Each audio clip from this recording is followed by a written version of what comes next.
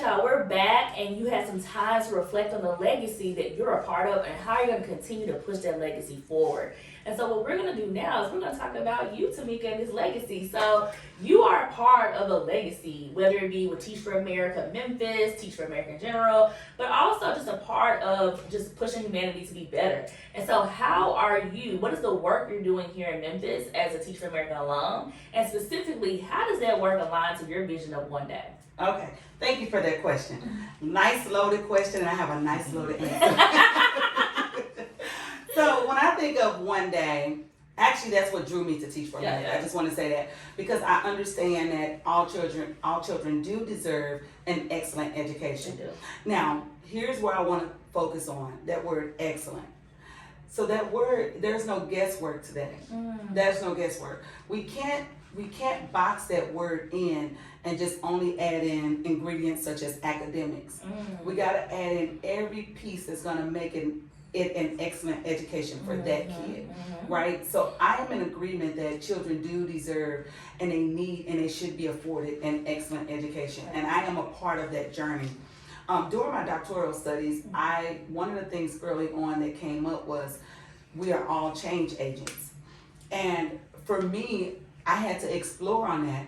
What does that mean for me? What does that mean for you? What does that mean for you? How do we show up as this change agent? Because the work that we do start, when you mentioned legacies before, we won't be here to complete it. It's going to be ongoing work. So one of the things that I've done to definitely give back to students and families is I have begun to start my own school. I am Congratulations. Thank you. I have had this dream for probably 15 or 20 years. I didn't know when it would happen. I didn't know where. I didn't know between St. Louis and Memphis. And then when I came to Memphis, I knew then it would be here. So it's safe to say the last 10 years of my research have been, how do I get this school started? I've been working with organizations, and how do I do that? What type of school, which category? There's so many questions when starting a new school. And I knew that I wanted to do something different. So that will put me under what we call Category 4 here in the Memphis, Tennessee area. And that just means that it's a church-related school. And I did that because I believe kids should have, and this is a personal experience and choice for me and for some parents, they should have morals, values instilled in them. That should be part of that excellent education system. And it may not be a fit for all students, right? And that's one thing we have to understand, is that every educational setting is not a fit for all students, and it is not the answer for all students.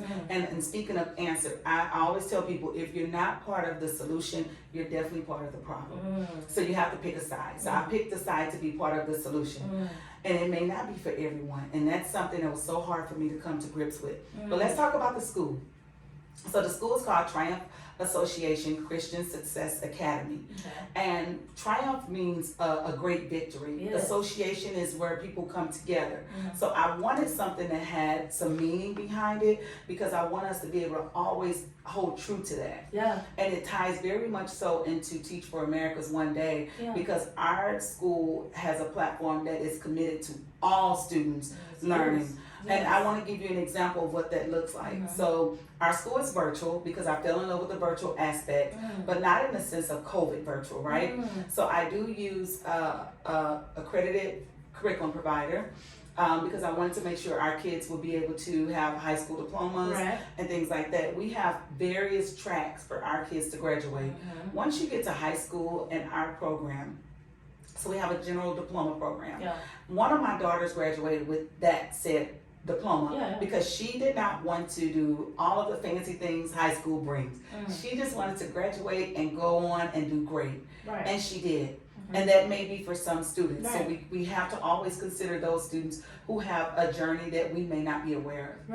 And there's another track for sports players and military families that will need additional support. So if you're a military family, you move around quite a bit, or if you're a sports player, you're going to be moving around quite a bit. So those students get more one-on-one and they get additional support in their academic learning.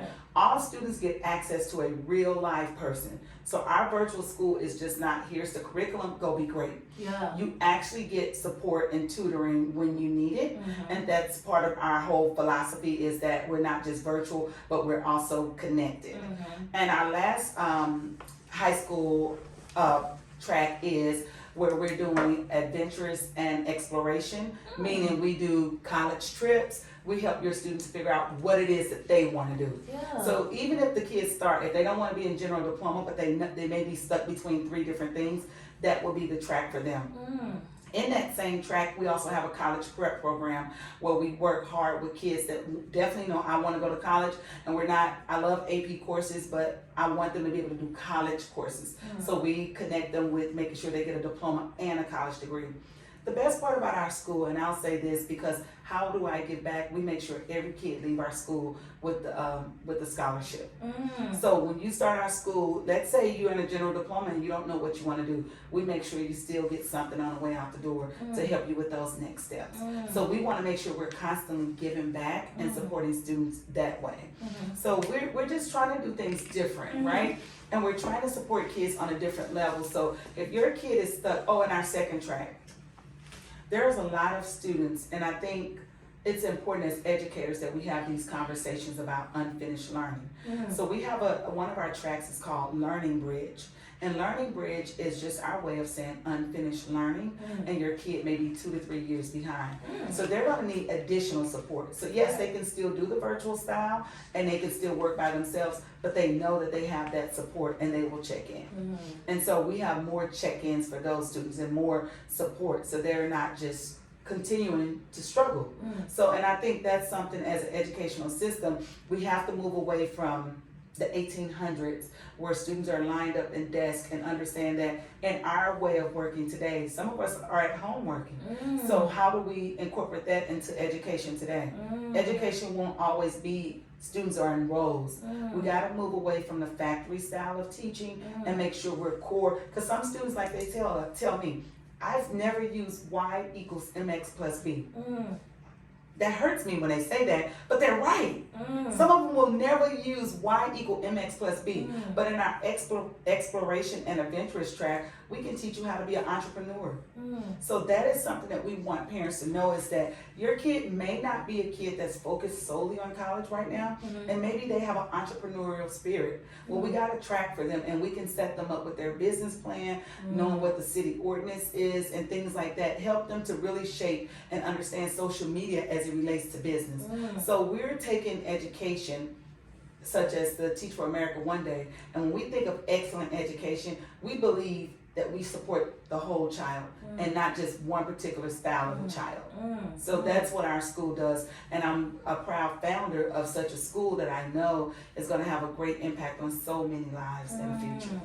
Oh my goodness, that's so many amazing things happening.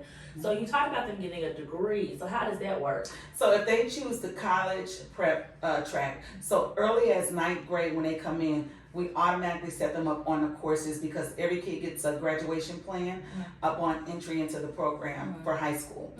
So if I get a fresh high school student and they say, I know I want to be a nurse. So we know that in the nursing program, okay, what schools do you have in mind? If they don't know any schools, the first thing that their assigned coach will do, or mentor will do, is let's find some schools in the area that you want to go to. So we look at the requirements for them. How can we connect some of those early requirements into what they're doing in high school? So maybe instead of an AP course, maybe they get their college algebra out the way. Maybe they go ahead and get some of their philosophies or sociology or different classes, so that by the time they graduate, they could potentially have at least an associate's degree already. And they'll be on their way to going straight into university and finishing up the last 60 credit hours, or going into their field of specialty at that point.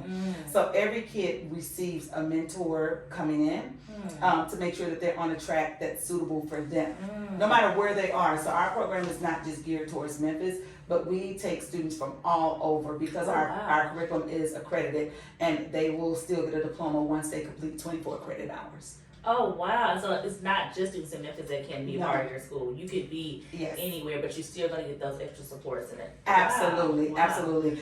In whatever time of day. So we'll have people working around the clock, because by us being virtual, there are some students realistically, if we're talking excellent education, that may work the third shift. And if they're working a third shift right now, they're probably only up doing the third shift hours as a student. So I have, my staff is working around the clock. So if that student is up at midnight and they say, I need some support, someone is jumping on live with them to be able to support them in the areas that they're stuck in. Oh, wow. Yeah. So because again, different time zones. Different time zones. That makes sense too. That's really, really a different and unique way of looking at how to support kids from they have alternative experiences or want something alternative. Right. That's very, very, very unique. I'm really just taking it all in. That's a lot. Right. And so now that you have this and you're doing this work, what's next? What is on the horizon? So when we think about so you're giving us your one day version and vision, but what's next when it comes to Tamika? What are you thinking about? Wow. So there's a lot when it comes to me. I just don't stop. You know what I mean? And I always tell people, whatever God put in me, I'm going to birth it. And so for right now, I'm thinking, because I have the school is a private school, and I want to make sure that no student have a barrier to entering this school. So my thing is now I'm getting with my team and we're discussing opportunities to make that happen for all students. Oh, so they have to pay our school has tuition. Gotcha. And we're working to be able to accept vouchers. So that's going to be a process. But right now we're working on, this Friday I have another meeting for fundraising tactics, because we don't want a student to say, I want to go to the school and I can't. Because now we're not providing excellent education. So we don't want to be hypocritical with that. We want to be able to support students and parents alike. Oh, one thing I did fail to mention, I was able to partner with a company that every student that attends our school that enrolls will get their own tablet, their own device, and internet, because we did want to make sure those barriers are not a factor. That's a good point. Yes. Commercial school. Yeah. Yes. So we did make that a thing, and we it took work in progress. And me, I want stuff now. Yeah. But I had to learn to be patient, and that patience did bring me an excellent outcome for the students. So now when they enroll, we take them through the process, and then the students are awarded a tablet with working internet. So if they don't have it at their home, now they do. Wow. Now they do.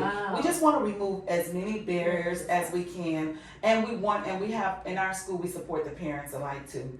So when a student enrolls, we onboard the parent and the student. We onboard both, because the parents need to know, how do I work this curriculum? And if the parents say, listen, because we want our parents to be transparent with us. I work so much. I have 6 kids. This is the one kid that really wanted to go here. I don't know how much time I'm going to have to dedicate. Thanks, Mom, for letting us know this. Let us support you. So now we have someone else that's checking and giving feedback to Mom and making sure Mom is able to keep. So now we're partnering with parents instead of tearing parents down. Because it takes a village. It takes a village, and that's what we are. Wow. I think this is so amazing and a different way to think about, and all your experiences, it seems like, has led you to this path. Your diversity and your experiences, seeing things from across the country, across the globe, you're able to then create something. And each part of your journey, you didn't know it at first, was all going to lead you here. I think that's a great place for us to think about in this moment, y'all, is that you never know where you are in your journey. You might feel like you are at the bottom of the hill, and you don't even realize you could actually be right at the top. You just got to get one little thing to push you over. And so take a moment to reflect on where you are right now in your life, and how everything you're doing, everything that's happened to you, can set you up for success. Because when we're going to come back, we're going to talk about some advice from Tamika on how to pay it forward, how to do other things to get you over that hump and push you to do something even greater. But you have to be present to what you're going through and where you are. So where are you? What you're experiencing? How did those experiences get you to where you are now? And then we're going to come back and talk about how you can potentially push yourself over the hump and go to something next. Yes.